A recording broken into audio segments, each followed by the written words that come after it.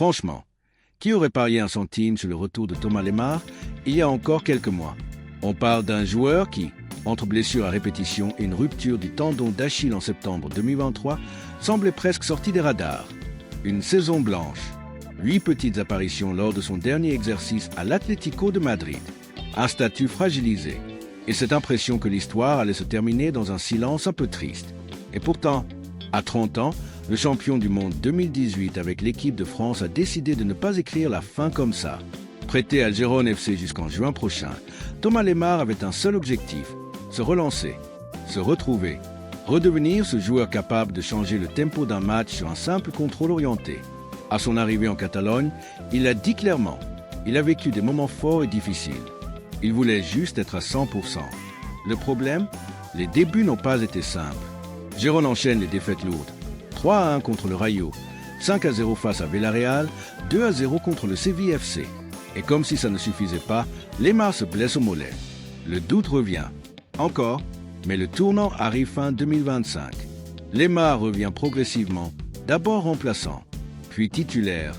Et là, quelque chose change. Michel, l'entraîneur catalan, voulait exploiter sa qualité technique dans un rôle de milieu offensif. Il fallait juste que les planètes s'alignent. Elles se sont alignées. Depuis que Lemar est installé dans le 11 de départ, Gérone n'a perdu qu'un seul match en cette rencontre pour 4 victoires. Et le week-end dernier, c'est le déclic symbolique. Victoire 2-1 contre le FC Barcelone. Lemar marque le but de l'égalisation. Son deuxième but consécutif après celui inscrit face à Séville.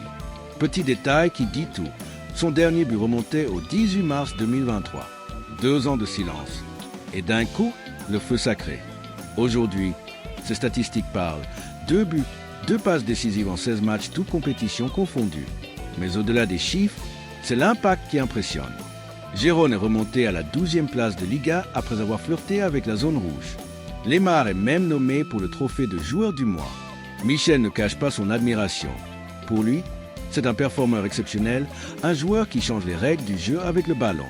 Et surtout, il insiste sur un point clé. Il est actuellement au meilleur de sa forme physique.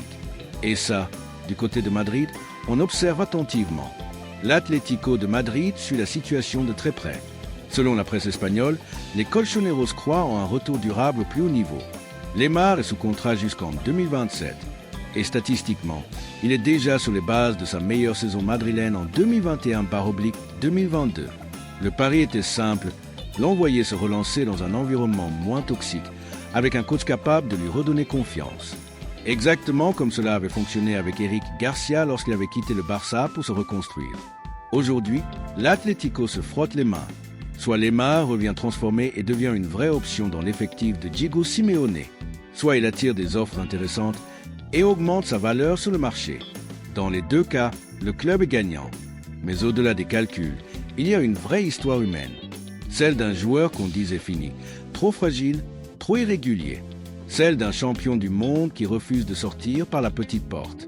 Et si 2026 était l'année de sa renaissance définitive, la question est simple. Thomas Lemar peut-il redevenir un cadre à l'Atlético ou doit-il définitivement écrire la suite ailleurs? Donne-moi ton avis en commentaire. Est-ce que tu crois à son retour au très haut niveau? Si tu as aimé cette analyse et que tu veux suivre toute l'actualité football avec des histoires fortes, des retours inattendus et des débats brûlants, abonne-toi maintenant, active la cloche et on se retrouve très vite pour la prochaine vidéo.